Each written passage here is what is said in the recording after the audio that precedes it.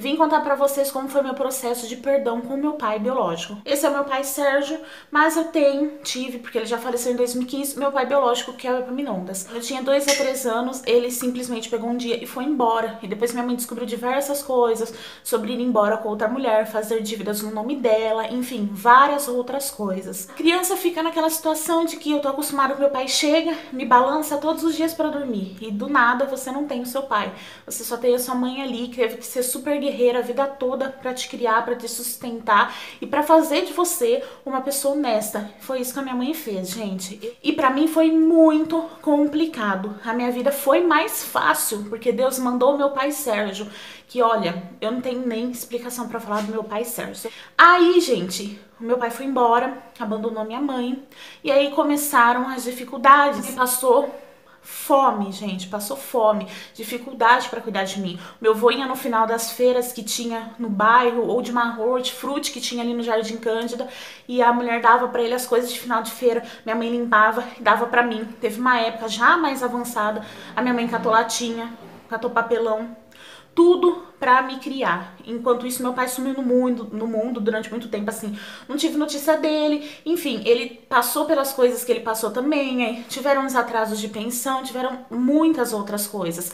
E aquelas coisas, né? Olha, o pai promete pra você que o pai vai te dar isso no seu aniversário. Aí chegava o aniversário, passava do aniversário e o pai não dava.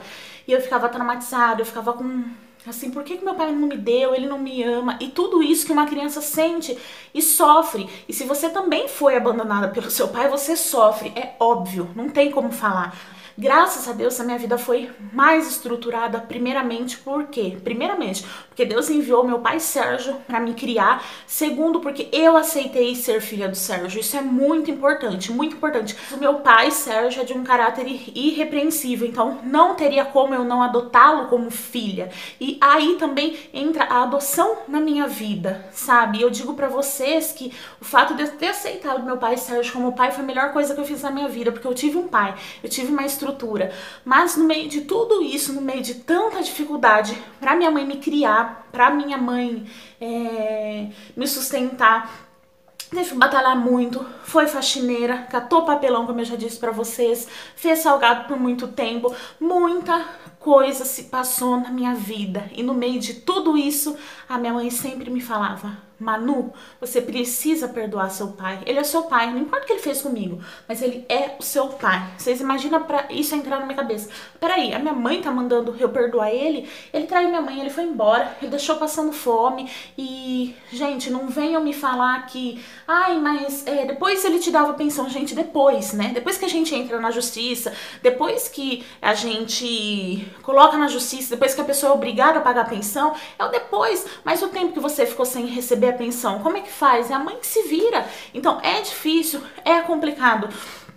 No meio de tudo isso, porque é criança, eu fiquei no meio de tudo isso, não perdida por conta da chegada do meu pai Sérgio. Mas eu sempre ouvia minha mãe dizendo que eu tinha que perdoar. Eu tinha que perdoar meu pai e além de, tipo assim, eu perdoo meu pai porque minha mãe pediu. Não, Deus trabalhou muito no meu coração. O perdão é um processo difícil, não é fácil. Eu não tô aqui pregando pra vocês que o perdão é, nossa, super tranquilo. Porque, gente, hoje eu tenho 26 anos, sabe? É um período assim... difícil, é complicado, é um período que você precisa pedir pra Jesus trabalhar no seu coração. Eu não tô falando que é porque você é crente você vai perdoar, tô falando de Jesus, eu não tô falando de religião. É um período em que você precisa pedir: Senhor, me ajuda, me ajuda, me ajuda, porque não é fácil. No meio de tudo isso, graças a Deus, eu tenho uma mãe muito sábia. Nunca, se eu disser pra vocês, nunca a minha mãe me colocou contra o meu pai biológico. Nunca. Muitas pessoas podem desacreditar, mas tacou ele na justiça. Gente, é o direito de um filho. Você, pai, que por um acaso sua ex-esposa coloca você na justiça pedindo pensão, é o direito do seu filho. E sinto muito, você não faz nada mais que a sua obrigação. E além de tudo, você faz pouco, porque um pai, além de pagar uma pensão, um valor por mês que às vezes é baixíssimo, que não dá pra comprar nada pra criança, que a mãe que tem que se virar nos 30, ainda você é ausente. Como foi que aconteceu comigo? O meu pai vinha me visitar, eu escondi atrás do meu pai Sérgio, porque a referência de pai que eu sempre tive é o meu pai Sérgio, óbvio, é óbvio. Ele tava lá, ele ia nas minhas reuniões. Calma que é um pouco difícil. E era a referência que eu tinha de pai, porque ele era o pai que, se ele podia, ele prometia. Se ele podia cumprir, ele prometia, senão ele não prometia.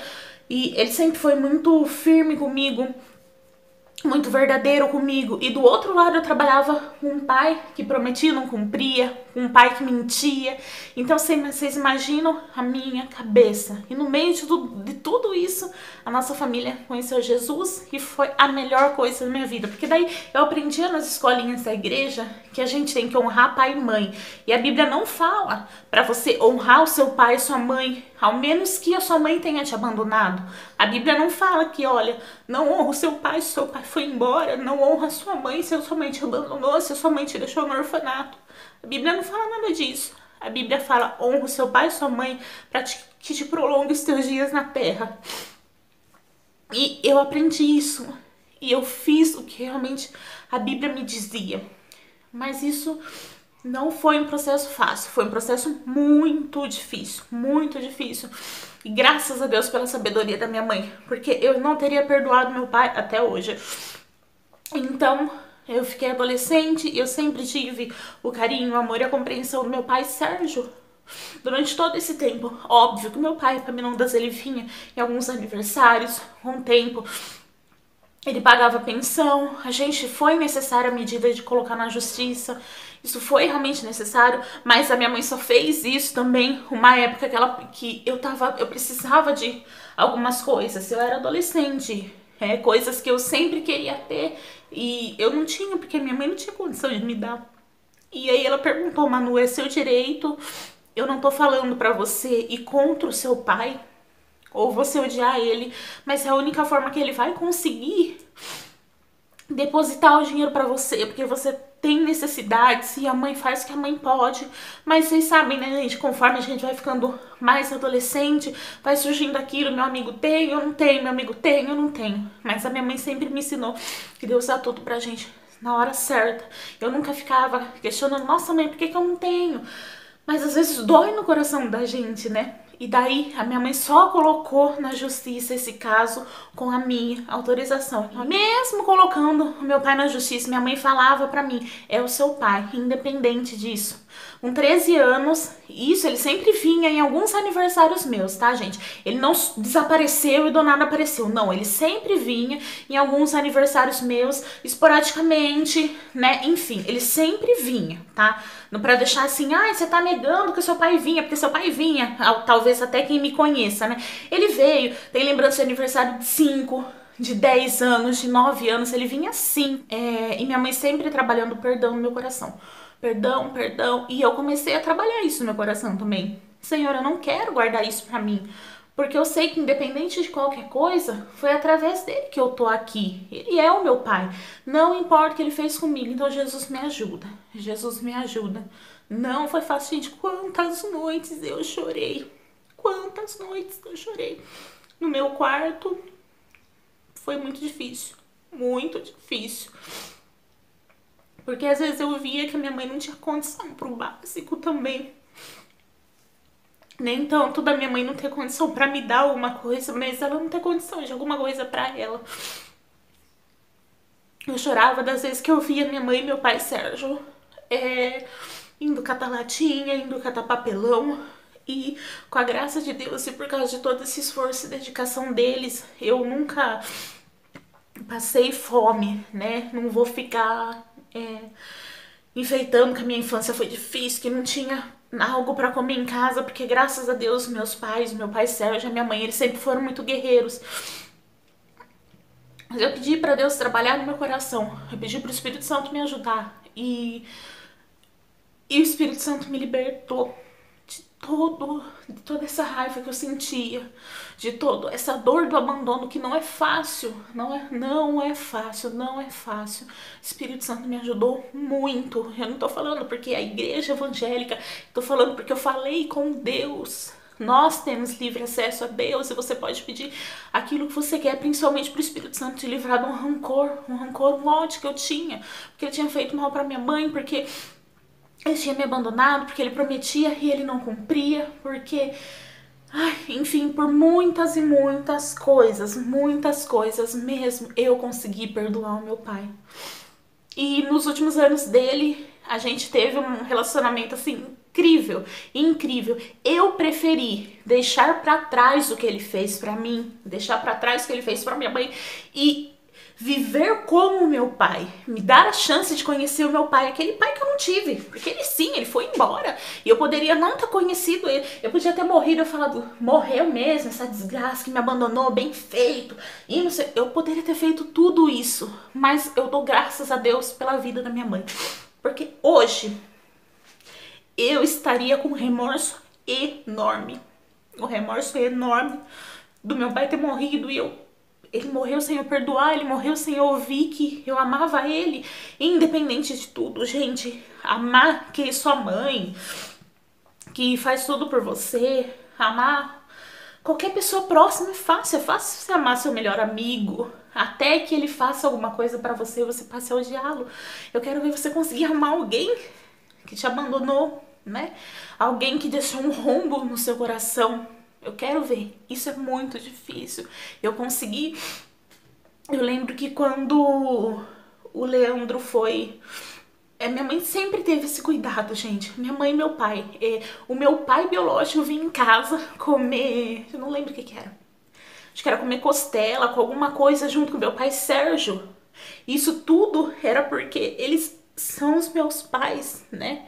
Então, abriram mão de tudo isso. Meu pai Sérgio podia ter falado, eu não quero esse homem aqui dentro de casa, mas não, quer vir, Epaminondas? Vem. Minha mãe fazia o almoço e eu ficava ali com eles por conta do fato de saber perdoar. Eu aprendi desde pequena a perdoar, gente.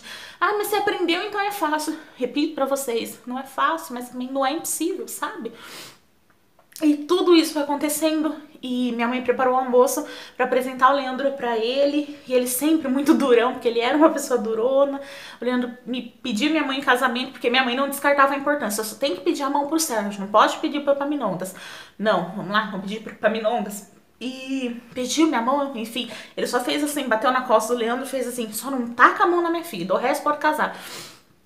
Não veio ao meu casamento, mas ele pagou meu vestido, pagou meu negócio aqui, que era uma forma dele demonstrar que, amém, que bom que você tá casando, filha. Era uma forma dele demonstrar isso. Enfim, nos últimos anos da vida dele, eu olhando, passamos a conviver com ele assim, muito assim, né, gente? A gente ia todo final de ano pra praia lá com ele na casa de praia que a esposa dele tinha. A gente passava bons tempos juntos. Em 2014, eu fui pra praia e lá eu descobri que eu tava grávida de gêmeos, que foi a gestação que eu perdi. E ele ficou muito feliz, muito. Eu comecei a passar mal, a gente foi pro hospital junto e lá vai isso, vai aquilo, vai aquilo. Aí faz exame, faz ultrassom e ali tava 2, né? E ele ficou muito feliz, muito feliz. Depois ele ainda viveu pra saber que eu tinha perdido os nossos filhos. Ele ficou muito abalado, mas hoje um dia eu sei que ele nunca mais ia ter em vida a notícia de que ele seria avô da filha Manuela dele. Ele já era avô há muito tempo, lógico, mas ele nunca ia receber a notícia que ele seria avô da filha Manuela, né? De qualquer forma que fosse a Manuela ter filho, mas ele nunca iria receber essa notícia. Então eu creio que Deus me deu aquela gestação lá na praia pra Deus dar esse carinho, esse conforto pra ele, gente, porque eu sou assim, eu perdi filho, eu não vou viver triste porque eu vivo na dependência de Deus, eu vivo na dependência de Deus, eu não vou ficar brava com Deus, que se Deus não me deixar gerar filho, eu vou ficar lutando com Deus. Eu não luto com Deus, eu vivo segundo os propósitos dele pra minha vida. E em 2015 ele morreu. E 2015 foi pra mim o pior ano da minha vida. Primeiro porque no começo do ano eu perdi a gestação gemelar e é difícil, né? Em março de 2015 meu pai faleceu e pra mim foi uma coisa terrível. Terrível, porque mesmo depois de tudo isso, eu aprendi a amar meu pai. E eu vi ele tão forte. Sabe quando você olha pro seu pai, olha pra sua mãe e você fala, eles são guerreiros, eu nunca vou perder eles. E do nada eu recebo a notícia que ele tava no estacionamento do supermercado, tinha ido comprar algumas coisinhas, teve um infarto fulminante e morreu. E ali foram os piores dias da minha vida.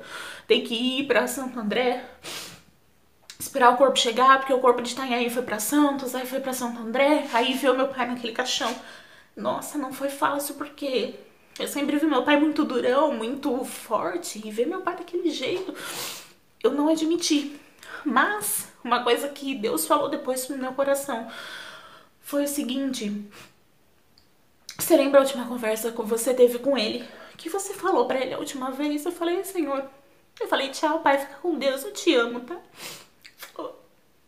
Também te amo, filha. Aí foi a última vez que a gente conversou. E depois dessa conversa que a gente teve, ele mandou no Messenger assim: nossa, essa foi uma das melhores conversas que eu tive com você na vida. Falei, acho que meu pai tá falando isso, a gente só conversou sobre o dia a dia. Ele tinha perguntado como eu tava, porque, né, tava recente o fato de ter perdido gêmeos e tal. E aí lá no caixão, eu lembro que o corpo dele chegou à noite e eu não tava com cabeça pra nada. O Leandro até tinha comprado um calmante pra mim, porque ele, coitado, não sabia como eu reagiria. Ali no caixão à noite, como a gente quando a gente lida com a morte é muito difícil. Eu falei assim, pai, o seu enterro amanhã. Eu tava falando pra ele, tava morto, né? Eu não tava mais ali, enfim. Seu enterro amanhã, mas você tem essa madrugada ainda, levanta daí, que daí eu chego aqui amanhã cedo e você não tá mais deitado aí, porque daí você levantou, porque eu sei que você não morreu, eu sei que você tá brincando, né? E até eu falava pra Sônia, a esposa dele, ai, Sônia, você tem certeza que ele morreu? Porque você tá em Santo André, você recebeu a notícia que ele morreu lá, mas meu, sabe que ele fazia brincadeira? Não, é verdade, tá? Enfim, foi o velório dele e o Espírito Santo acalentou meu coração, porque eu, como o apóstolo Paulo fala, combati o bom combate, terminei a carreira e guardei a fé. Eu combati o combate da dificuldade de perdoar meu pai. Ele terminou a carreira, mas eu preservei o amor. Ele morreu sabendo que eu amava, porque foi a última coisa que eu falei pra ele. Eu honrei o meu pai até ele morrer. E hoje eu honro a memória do meu pai. Gente, vim terminar de gravar o vídeo na cozinha porque a bateria do meu celular acabou. Eu sei que esse vídeo vai ajudar você que tá vivendo com uma mágoa, um ódio, um rancor de uma pessoa. Peça pra Deus ajudar. Peça pra Deus limpar. Não é fácil. Imagina você ter que perdoar uma pessoa que te abandonou ou alguém que te fez algo pior com você. Não é fácil. E eu não tô aqui pregando que perdoar é fácil, mas é uma das coisas maravilhosas da vida, porque te livra de um ódio, de um rancor que você vai arrastar pela sua vida como se fosse um peso. Não conte o que uma pessoa fez pra você como uma, ai, que tragédia, essa pessoa me magoou, essa pessoa me machucou.